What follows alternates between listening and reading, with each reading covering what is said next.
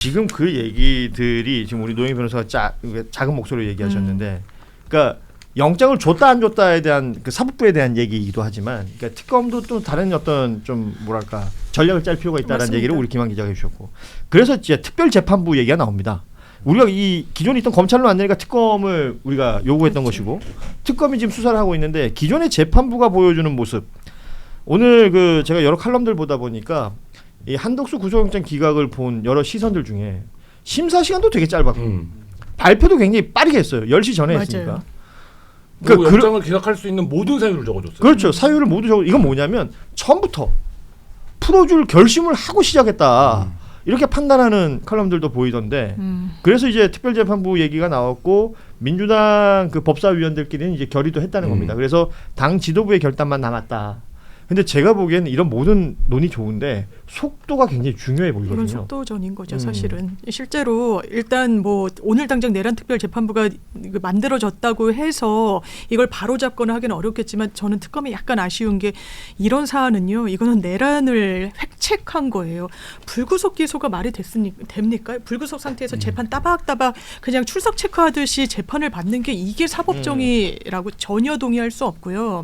진짜 한덕수 씨는 진짜 기름장어처럼 이번에도 빠져나갔는데 역사에 진짜 단죄를 세워야 되고 부족한 부분들. 이거 한 명 한 명이 거의 다 내란 우두머리의 방조이기도 하고 주요 임무 종사자 직책을 다 갖고 있는 거예요. 거기에 대해서 좀 아쉬운 게 내란 우두머리 방조로 의율해가지고 이거 법리적으로 좀 다툼의 여지가 있는데라고 이제 했는데 이게 양형에 굉장히 큰 차이가 있어요. 왜냐하면 방조가 훨씬 무거워요.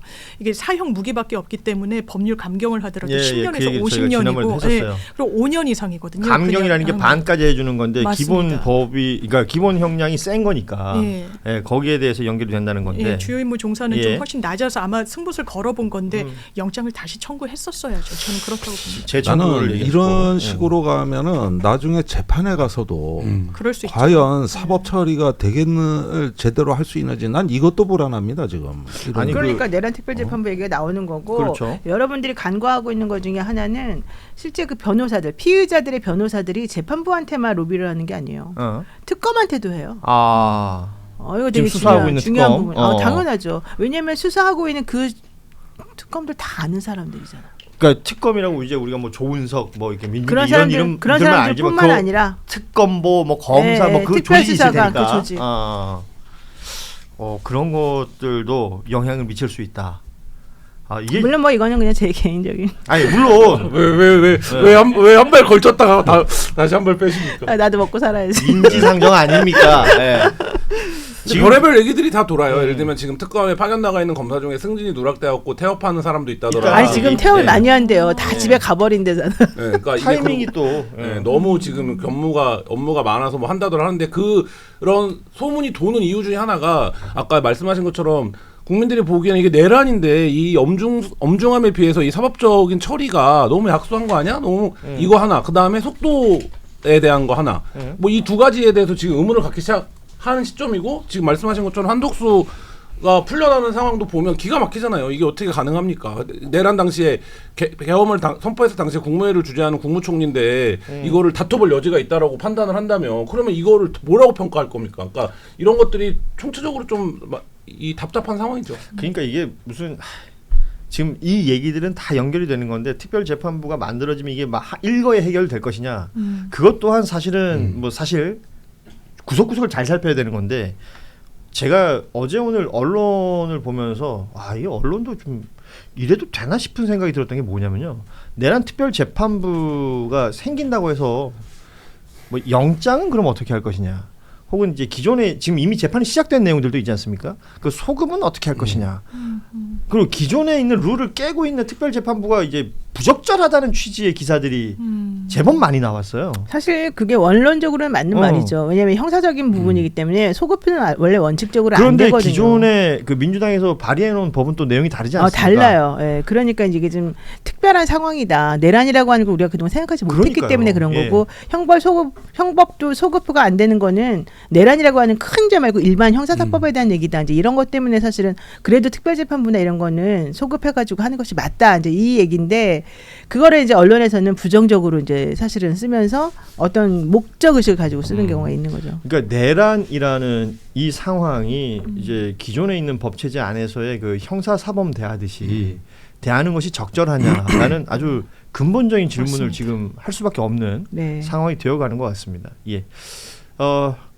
그리고 동아일보 보도 중에 이 내용은 오늘 김종대 의원 나오셨으니까 꼭 여쭤봐야 되겠다 생각을 했었는데 내란 특검이 사이버 작전 사령부의 댓글 부대 운영 이런 것들을 두고 내란을 준비했다라고 보고 수사를 진행하고 있다는 겁니다.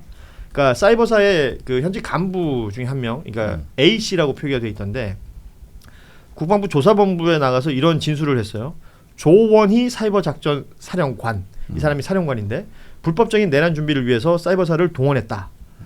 그리고 지난해 8월에 그 을지 자유방패 훈련, 뭐 유명한 훈련이죠. 당시에는 이 조사령관 지시에 따라서 사이버사 계획에 없던 사이버 심리전을 연습했다는 거예요.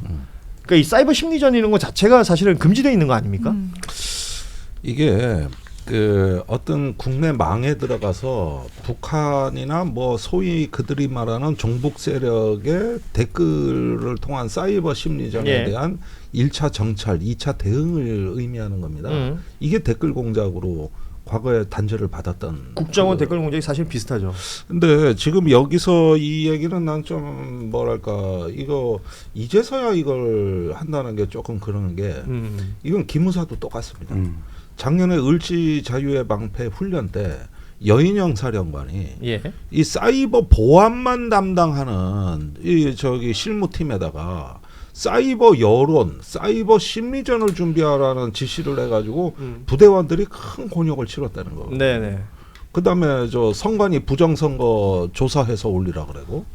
이러니까 밑에 가서 이 기능이 안 맞는데 과거에 사이버 댓글 공작했다가 그 우리가 철퇴를 맞고 예. 세월호 민간인 사찰했다가 그 저기 뭐냐 그렇게 조사받고 그게 아직도 오늘 기억에 생생한데 이걸 왜 하라 그러십니까? 이렇게 해가지고 마찰이 벌어진 게 사이버사, 방첩사, 정보사가 다 그런 거예요. 그러니까 이게 그 당시에 8월에 왜 그렇게 됐느냐 이런 부분들은 전반적으로 봐야지.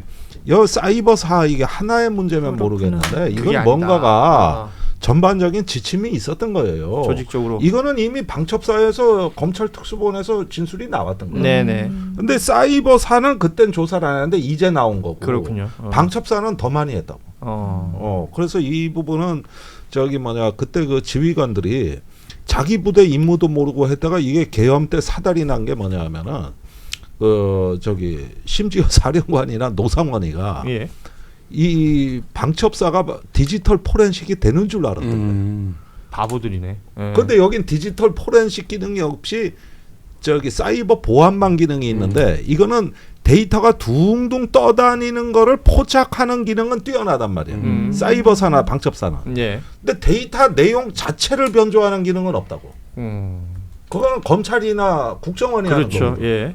그러니까 선관위 서버를 침탈하라고 하면은 본질은 검찰이나 국정원에서 올 거다. 근데 노상원이가 방첩사 1차 정한테 전화해서 막 화를 내는 거야. 그 지시를 왜 또 디지털 하니까. 포렌식 예. 서버 왜 안 해? 그러니까 우린 그런 기능이 없는데요. 있잖아 빨리 해. 그런데 없다니까. 그건 검찰이나 국정원이 할 거라고 사령관이 말씀하셨어. 이래 된 거예요. 그러니까 이 사람들은 이 착각을 한 게 뭐냐 하면은 밑에 요원들이 이렇게 시키면 다 되는 줄 알았는데 사이버사도 예. 그 지시를 했지만은 요즘 기능은 뭐냐 하면은 데이터가 둥둥 떠다니는 길목 그러니까 포착하는 어떤 거죠. 네트워크 이런 걸 잡아내는 데지. 레드펜 작전이라고 합니다. 사이버사 심리전 첩보도 뭐라고요? 우리가 첩보를 2018년도에. 아니 이게 뭐 좀 말을 알아들 수 있게끔 그죠? 예. 되게 이 전문 사이버사가 댓글 심리전을 한다는 게 그걸 첫 보도를 한 게 한겨레였다. 저희 팀이었다. 예. 축하드립니다. 알겠어요. 그 늦었지만. 김한 기자의 단독 보도였고 당시 그걸로 상도 받았나요? 국정원 댓글 TF로 제가 한국 기자상을 받았죠. 한국 기자상 진짜 한국 큰 기자상? 건데. 와. 처음 폭로했다. 난 이달의 기자상은 받았어. 그래서 금몇 받은데요. 네? 아니 그냥 뭐 껴들 게 없었고 말씀드려봤습니다. 저도요. 과거에 그러니까 보십시오. 오늘 왜 이러는 이게 거야? 전반적인 우리가 이 계엄이 이게 이명박 박근혜 때 일이라면 이 명령은 수행이 됐어요. 그렇겠죠. 예. 그런데 이게 그 뒤에 정권이 바뀌고 뭐 하면서 많이 정돈이 됐는데 2018년에 이미 금지가 금지가 됐죠. 됐죠. 금지가 학습 효과가 됐는데 있었구나. 정돈이 됐는데 이상하게 이번에 내란 세력들은 그 차이를 인식을 못하고 이걸 내가 설명을 해야 하니까 지금 조금씩 알아듣는 거지 그 사람들은 못 알아들었어요. 그러니까 사이버에 대한 아예 그 기본 지식 자체가 부족했다. 그러니까 이 문재인 정부 5년이 사라진 시간이기 때문에 몰라요. 심지어 박정훈 대령 그 수사해서 경찰에 이첩한다는 것도 이해를 못하고 그렇죠. 그렇죠. 법이 바뀐 걸 모르는 거지. 법이 바뀐 걸 이해를 못하잖아요. 예. 이렇게 군이 바뀌는 걸 이해를 못해서 벌어지는 일들이라. 그래서 제일 인상적인 장면이 그 중에 하나가 그 군인들이 선관위 들어가잖아요. 네. 들어가서 다른 걸 하는 게 아니라 사진을 찍어. 네. 그 어디 써먹습니까 그거를? 인스타그램. 아, 그러네. 그러니까요. 아, 인스타. 그러니까 선관위를 장악하거나 뭔가 컨트롤하려고 하는 인스타그램 얘기가 올리려고? 아니라 군인들이 훈련 나가면 주로 하는 거거든. 네. 나 여기 왔음. 그렇죠. 아, 그렇구나. 그래서 저는 선관위를 어떻게 하려고 저렇게? 정보사 요원이에요. 그러니까요. 그건 정보사 요원이고 기무사 팀이 곧 올 테니까 확보하고 있어야. 그러니까 찍어 놓는 거야. 접수하고 있어라. 근데 기무사 팀이 오다가 선바위역에서 라면 먹으러 간 거 아닙니까? 그 팀이 거기로 안 가고. 야, 우리 밖에 나왔는데 라면이나 라면이나 먹고 가자. 저기 라면 한판 여론조사. 야 오늘은 뽀글이 아니다. 잉? 오늘은 컵라면.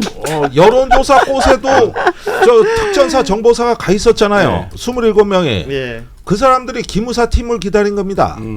그런데 기무사의 한 팀이 출발을 하려고 하다가 팀장이 생각해 보니까 부하들을 데리고 갈 수가 없는 거야. 그렇지. 이 불법 행위에 니들이 가면 다쳐. 야. 내 혼자 갈게. 이러니까 밑에 중령이 혼자 가시면 위험합니다. 저도 가겠습니다. 네. 이래가지고 운전하는 사람까지 3명을 타고 그랬구나. 오다가 이제 우면산 터널을 지났어. 그런데 팀장이 그런 거야. 우리는 한강 다리를 넘지 않는다. 야. 그럼 어디로 갈까요? 그러니까 라면 저기 때려. 말이요. 라면 때려. 여기 좀 달러. 강남 성묘병원이 있다고 고속터미널이 예. 있는데 맞아요. 반포. 예. 그리로 들어가. 거기서 짱 박혀 있자. 그래가지고 들어가는데 30분에 5,000원이래. 거기 주차 요금이 비싸지. 가지고 야 너무 비싸. 야, 차 이거 빼. 반 주차비가 비싸서. 너무 안 공금 공금 처리 되는 거냐? 예. 그런데 그 법인카드를 안 가져갔잖아. 영수증 처리가 안 되니까. 그래가지고 차를 다시 빼면 어디로 갈까요? 그러니까 찾아봐. 이래가지고 일대를 뺑뺑 돌다가 1시간 만에 잠수교 남단 둔치에 가서 거기에 주차를 했는데 그 공간이 있거든. 예, 한강 둔치. 예. 거기서 거기는 계엄 싸지. 해제 소식 거기는 듣고 싸지. 돌아온 거예요. 그렇구나. 그렇죠. 잘했네.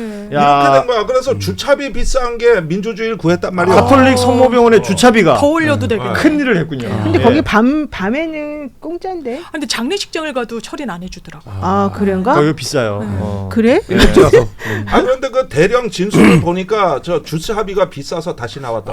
이거는 굉장히 인상적이네요. 예. 그러니까 정말 하늘이 다 비사 도움이 너무 이런 거. 많은데요. 도는 거예요. 그래가지고 어. 저기 여론조사 곳에 가 있던 군인들이 왜 안 와? 이씨. 나 계엄군인데 주차비가 비싼 거 같아요. 주사 넘겨주려고 이 기다리는 근데 게 이게 왜 안 오냐고. 아니 그러니까 자기 돈을 절대 안 쓰는구나. 아, 시간에 법인카드 군인들이 법인카드 내가 아니어도 군무로 나왔는데 내 돈을 쓸 수 없다. 자기 돈으로는 절대 냈어. 그것도 이게 계엄 때문에 하늘을 쓰는 대한민국 살렸네. 거의 뭐 생활의 발견이네. 이거는 굉장히 인상적인 부분이네요. 예. 정말 중요하다. 앞으로 비싸게 주차비를 운영하자라는 몬스터님이 있는데 이건 그래서는 또 안 될 것 같은데 굉장히 비싸긴 합니다. 예. 그래서 사이버 심리전 좋아하네. 아이고 그러니까 이 사람들은 실무자들은 다 아는 거예요. 그렇죠. 위에서 무리한 명령을 때리니까 이렇게 했습니다 하고 이제 얘기할 수가 있는 게 이런 사연이 정보사, 기무사, 방첩사, 사이버사 다 똑같아.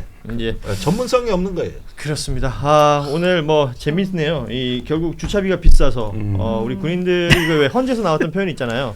우리 군경의 소극적인 임무, 임무 수행을 얘기했었는데 그 소극적인 임무 수행에 큰 몫을 했던 게 성모병원의 주차비다. 주차비였다. 예. 강남 주차비 비싸다. 예, 예.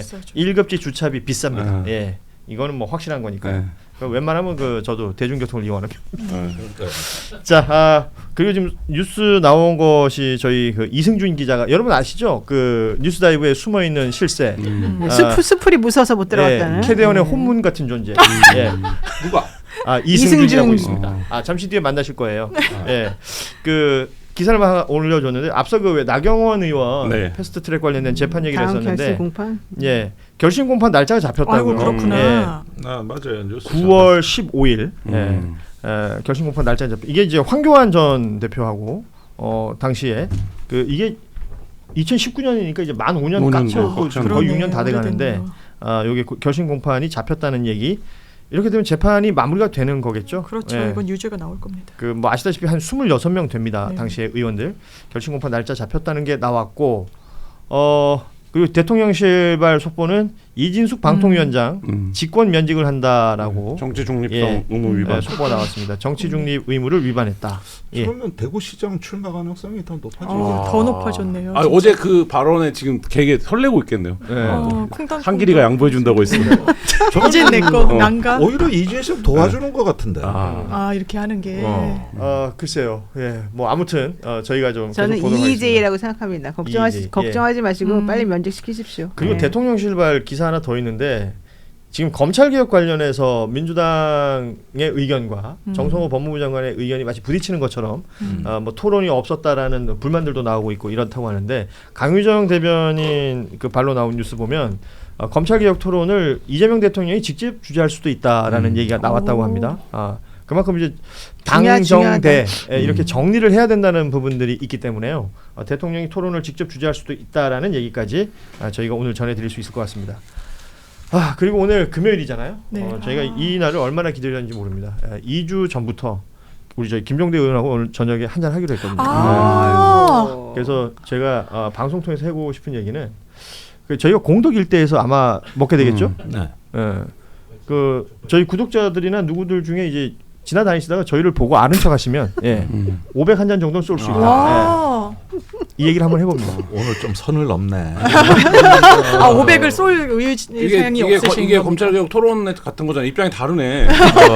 괴리가 좀 있네. 이건 내가 주재할 수 있다. 술 먹는다는 사실만 갖고. 아니 뭐 좋습니다. 네. 예, 그 혹시 맥주보단 소주 쪽이 편하신가요? 네. 이런 걸 왜 여기서 하시는 거예요? 지금 그러게. 소주가 재미내십시오, 빨리. 끝내. 방송을 끝내. 자, 금요일이니까 다들 편안하고 즐거운 시간 보내시길 바랍니다라는 마음에서 한번 얘기해봤고요. 자, 뉴스다이브 오늘 마무리하도록 하겠습니다.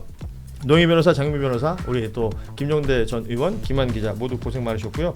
방송 함께 마치도록 하죠. 다음 주 월요일 오후 3시 30분에 뉴스다이브는 다시 찾아옵니다. 여러분 고맙습니다. 감사합니다. 감사합니다. 아.